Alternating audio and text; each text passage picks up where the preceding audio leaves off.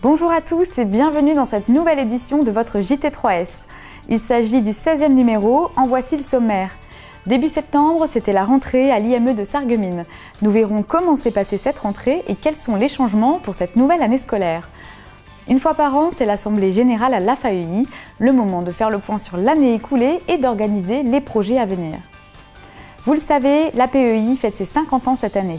L'occasion pour le groupement 3S de faire découvrir ou redécouvrir l'ESAT de Sarrebourg lors d'une journée porte ouverte. Le sous-préfet s'est rendu à l'ESAT de Sarrebourg pour mieux connaître l'établissement et notamment les moyens mis en œuvre pour l'insertion professionnelle des personnes handicapées. Et enfin, une rencontre sportive, l'équipe de foot des ESAT de Sarreguemines et de Sarrebourg a participé au championnat de foot organisé à Duisbourg en Allemagne. Un match qui a donné du fil à retordre à notre équipe. On commence ce JT par la rentrée scolaire de l'IME de Sarreguemines. Début septembre, élèves et professeurs étaient ravis de reprendre les cours. De nouveaux projets voient le jour cette année, notamment la création d'un nouvel atelier IM Pro ainsi qu'un nouveau projet pour les grands de l'IMP en quête de toujours plus d'autonomie. L'objectif, répondre à l'évolution des sections. Reportage. Début septembre, c'était la rentrée scolaire à l'Institut médico-éducatif de Sarreguemines. La rentrée s'est bien passée. Les 84 élèves et leurs professeurs ont repris le chemin de l'école, plutôt avec satisfaction. Tout le monde était un peu content de reprendre un peu sa place et de revenir à l'IME. C'était très bien. J'ai retrouvé mon groupe que j'avais avant. Ça s'est bien passé. J'aime bien l'atelier ici. L'IME Le Himmelsberg a enregistré pour cette rentrée 6 nouvelles admissions d'élèves. Les nouveaux arrivants démarrent leur intégration par un stage d'1 semaine, leur permettant de s'imprégner dans le fonctionnement de l'IME. Le plus grand changement cette année a été le glissement d'élèves de 14 à 20 ans vers la section professionnelle, l'Institut médico-professionnel. Sur ce document-là, qu'est-ce que vous avez vu comme information ? Un nouvel atelier pré-professionnel pour les grands de l'Institut médico-pédagogique a également été mis en place afin d'aborder des thèmes de la vie sociale et de favoriser l'ouverture vers l'extérieur.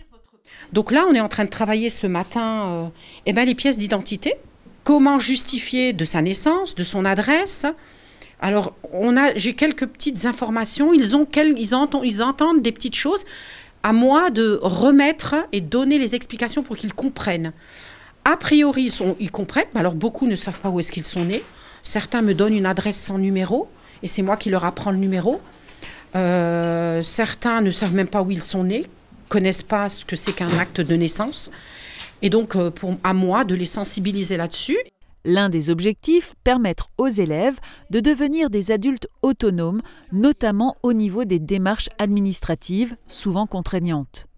Donc j'ai commencé depuis hier, et certains jeunes, le soir, arrivaient à la maison, « Maman, où est-ce que je suis née ?» pour qu'ils sachent où est-ce qu'ils peuvent demander cet acte de naissance. Aujourd'hui, nous allons aller à la mairie, nous allons demander quels sont les documents, même si je leur ai dit, on va aller vérifier sur place quels sont les documents nécessaires pour l'établissement d'un passeport et d'une carte d'identité. Les élèves semblent apprécier cet atelier et affirment découvrir de nouvelles choses sur eux-mêmes à chaque nouvel exercice. Ah, très bien. Le C, toi ? Et les projets pour cette année scolaire à l'IME de Sarreguemines commencent à voir le jour. Un partenariat avec le parc archéologique de Bliesbruck ainsi que la sortie annuelle de fin d'année sont notamment en préparation. Le temps est à nouveau venu pour l'AFAEI de tenir son assemblée générale.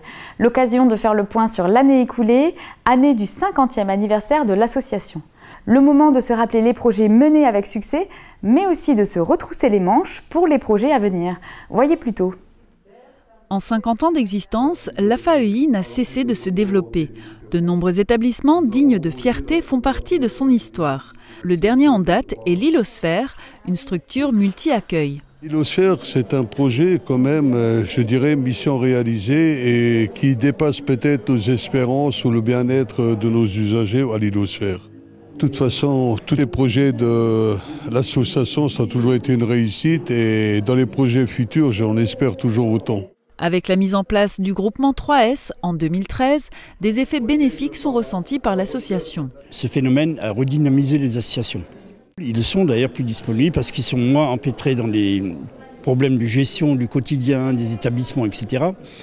Et par conséquent, ils peuvent se consacrer à leur cœur de métier qui est de défendre l'intérêt des personnes handicapées. La FAEI est et restera toujours au service de la personne handicapée et s'engage à lui apporter confort et bien-être. Vis-à-vis de ma sœur, c'est vraiment super ce qu'ils font, ce qu'ils travaillent.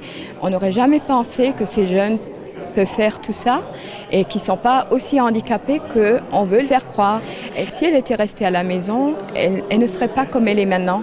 Elle est autonome, elle sait travailler, elle nous a montré aux portes ouvertes tout ce qu'elle fait. Vraiment, chapeau. La FAEI n'a pas fini d'innover. D'importants projets sont prévus, parmi lesquels la création d'un foyer d'accueil pour personnes vieillissantes. Plus que jamais, l'association a besoin de personnes disponibles pour garantir toujours plus une authentique intégration et la pleine citoyenneté des personnes handicapées. Comme je vous le disais, 2015 est l'année du 50e anniversaire de l'APEI. Le temps d'une journée, les portes de l'ESAT de Sarrebourg étaient ouvertes au public. Les visiteurs ont pu découvrir ou redécouvrir l'ESAT et tous les changements effectués, notamment lors de l'inauguration de la menuiserie. La journée s'est poursuivie par la remise des médailles à certains usagers et la présentation des différents ateliers. Reportage. Samedi 3 octobre, l'ESAT de Sarrebourg a ouvert ses portes. Il s'agit des premières portes ouvertes organisées depuis la création du groupe 3S.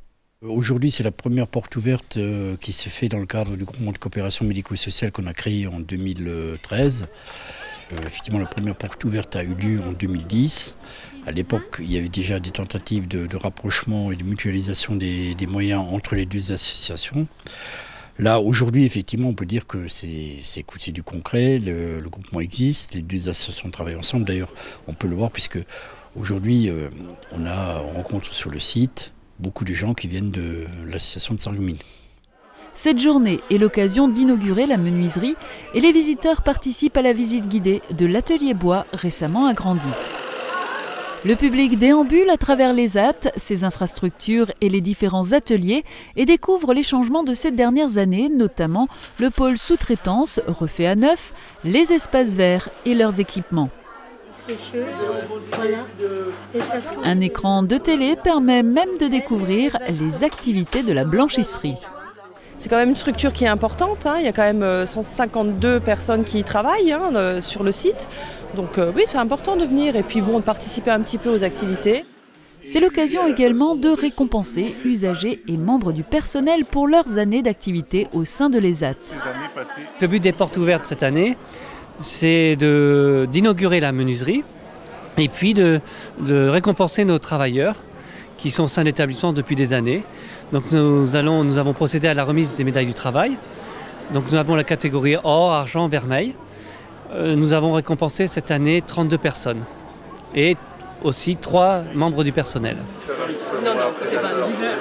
J'ai reçu la médaille des 30 ans. Je suis très content et puis je suis content de travailler en menuiserie et tout.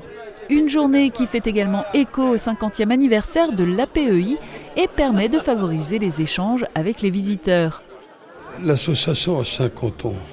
C'était une façon comme d'une autre de profiter de faire une porte ouverte parce qu'au mois de juin, on avait déjà fait l'Assemblée générale et un repas pour les 50 ans, ce qui était d'ailleurs une très belle réussite parce qu'il y avait beaucoup de monde.